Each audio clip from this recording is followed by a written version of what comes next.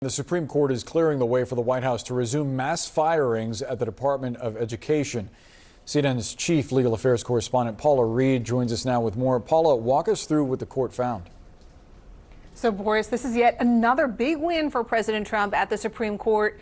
Here, he's getting the green light to continue what he has said will be the dismantling of the Department of Education. Specifically, they're focused on his efforts to carry out mass firings. Now, a lower court had blocked that effort, but here the Supreme Court is allowing them to continue with those mass firings while these larger legal challenges play out among the lower courts. Now, this is an unsigned opinion, but the three liberal justices, Justices Sotomayor, Kagan, and Jackson, wrote a pretty lengthy dissent here. And their argument against this decision is that this is a separation of powers issue. They note that the agency was established by Congress, and you cannot dismantle it without going through Congress. They say, quote, the majority is either willfully blind to the implications of its rulings or naive. But either way, the threat to our Constitution's separation of powers is grave. And they go through the history of what President Trump said on the campaign trail, his promises to try to dismantle the department, and then they push back, arguing that he cannot do this unilaterally. This is something that you would have to do with Congress. So this is just another in a series of decisions we've seen from the high court, that conservative supermajority giving Trump a green light to continue to try to reshape the federal government in the way he wants, while legal challenges continue to play out. And what I'm told is, this is great for the Trump administration because they can continue with these firings. They can continue to try to reshape the federal government. And even if they ultimately lose these challenges, which they don't expect to, by that point, most of the damage or most of the changes, depending on how you see it, will have already been completed. And we'll see ultimately what this means for education and for students in the United States. Boy, oh boy, oh boy, oh boy, oh boy. So we got to talk about another W, big W for the Trump administration, and another big L for the Democrats and the liberals. This time we got to talk about the Supreme Court allowing Department of Education layoffs, because the Trump administration, they are trying to dismantle the Department of Education, which has been a long-time Republican promise, right? President Trump is the only Republican with the cojones to actually, follow through on that promise, and that's what he's trying to do. Now, the woke judges at the district level try to get in the way, right? They tried to block it, and Supreme Court has sided with the Trump administration, at least for now, in regards to letting him move forward with the dismantling anyways, while the challenges move through the court system. And of course, liberals upset, they're boohoo, whining, and crying because President Trump has gotten a whole lot of victories lately, courtesy of the Supreme Court. Take a look. Once again, I can't even take a nap without the Trump administration or the Supreme Court or some other stupid Republican making the news. And this time it's the Supreme Court, when they ruled 6-3 along party lines that the Trump administration can continue to lay off federal workers, this time with the Department of Education, while their case is going through litigation in lower courts. This is the same ruling they made against the mass layoffs for the rest of the federal employees, and we're likely to see the same thing for Health and Human Services, as they've got an injunction for them too. Supreme Court is going to continue to rule in favor of the Trump administration dismantling the federal government and harming the American public, all because they're all emboldened and beholden by and to the same rich billionaires.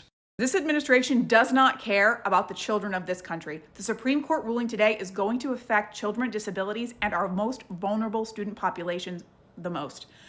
The 6-3 ruling by the Supreme Court, among ideological lines, conservative versus liberal, is going to allow this administration to continue to dismantle the Department of Education. Up to 1,400 people are going to lose their jobs. What does the Department of Education do? Well, that's a great question. They're the ones that are there on the federal level to make sure that children with IEPs and 504 plans, children with learning difficulties or disabilities, have the supports they need, have the teachers they need, to make sure that the counties or schools or cities are following the letter of the law to make sure that every student has access to a fair and equitable education. These children are going to start losing their services. And we also take care of our Title I schools. schools in high poverty areas. They're also going to lose valuable resources to make sure that they have the supports that they need. Oh, I don't know, maybe just to survive and have a shot in life. This administration does not care for our nation's children unless they are wealthy and just like them. You know what I'm mad at? Let me get my books in here. I'm mad at the Supreme Court ruling today that said that Donald Trump has the right to dismantle and fire everybody at the Department of Education. Because listen, Republicans have been going after the Department of Education since 1954 with the Brown versus Board of Education, the desegregation ruling. They've never wanted their kids to go to school with black kids and now brown kids. And so they have worked for 70 years to desegregate. And as a matter of fact, that ruling is what launched the two different movements by white families. One was the homeschool movement, and two is the private school movement, because they don't want their kids to go to school with black kids. And then because they said if the government's going to make their kids be integrated, let me get my books in there, then they're just not going to go to government schools, which they consider public school to be. So they started their own two versions of schools, even though they still tap into government resources for those schools. So that happened, right? The other part is Donald Trump is withholding billions of dollars of funds for education funds for blue states. This is happening right now, and blue states have sued him to release those funds because school starts pretty soon. You need those funds to operate the schools, right? For everything, just everything that happens in schools, you need those funds, and he's withholding that because he is, you know what he is. Something. Because this Supreme Court is so illegitimate, is so clearly politicized, is so clearly making decisions that benefit the Republican Party and Donald Trump specifically. They have lost all credibility, even with the right.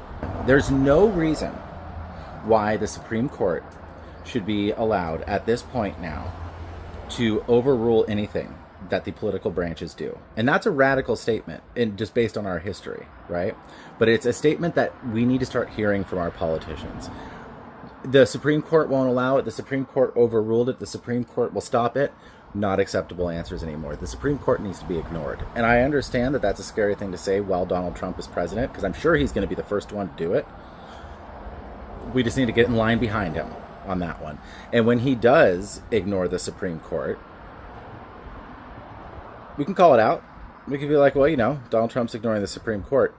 Don't get your panties in a bunch, though, because I'll tell you right now, as soon as the left takes anyone in the left or left of center or center right, if it's the Democrats, takes any sort of control of this country, the first thing we need to be doing is ignoring what the Supreme Court tells them to do, because they will turn around and things that they have let Donald Trump get away with, they will immediately stop letting a Democrat or a left-wing president or a left-wing Congress do. Yeah, seeing that, you heard that, okay? Democrats are going to be boo-hoo-whining and crying. Liberals are boo-hoo-whining and crying.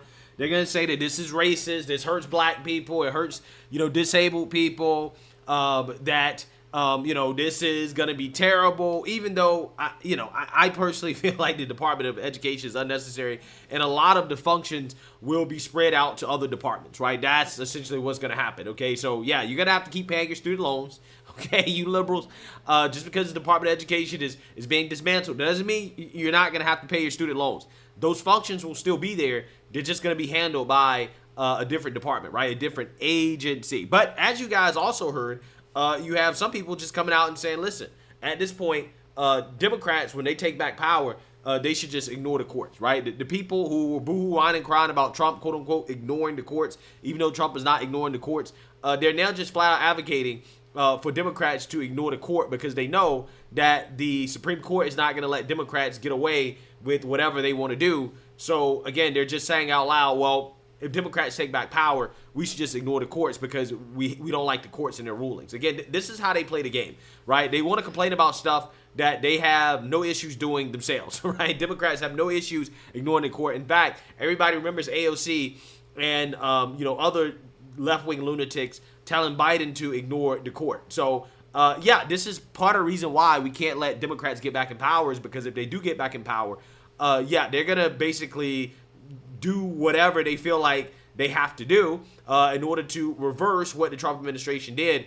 And I don't think that they're going to listen to the courts at all at this point, right? And the mainstream liberal media will justify it, right? They'll justify it. But anyways, let's go ahead and watch this clip from Fox News about the dismantling of the Department of Education and kind of what this court ruling means, at least for right now.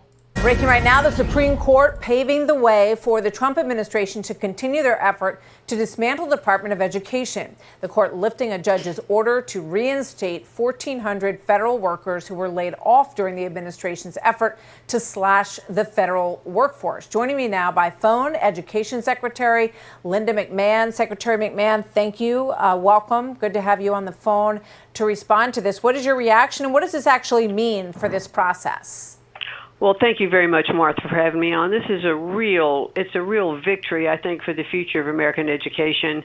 And I was so pleased with the Supreme Court's ruling today, and it just really reemphasized the fact that the president, clearly, of the United States is the head of the executive branch, and he's the one that has the ultimate authority over staffing levels, administrative organization, et cetera, and through his appointees, which are the secretaries that head these agencies, he expects those orders to be carried out. And so I'm just incredibly pleased that the authority was reinstated where it should be, which is back with the president and with me in this particular instance as Secretary of Education. This lifts the handcuffs off of what we've been trying to do, which really is to get education back to the states where the president believes it does belong. The best education is that closest to the student.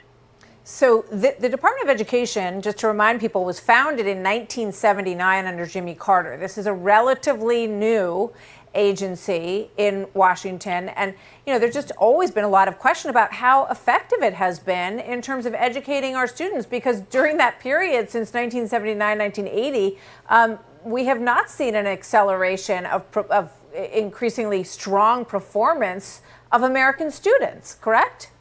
Well, that's correct. I mean, actually, right after, just as I was coming in and being confirmed, the NAEP scores, which is the Nation's Report Card, had come out. And it was just, they were abominable, if you will. I mean, when you think about the fact that 70% of eighth graders cannot read proficiently and 72% of them can't do math proficiently, that's just horrific. If as a measurement of the education system here in the United States. And so the president was angry about it. He was embarrassed about it, and he talked to me about this. He said, we have got to do better. We're not doing something right. And since that short time ago, as you mentioned, that the Department of Education was stood up, Martha, we have spent over $3 trillion. Unbelievable.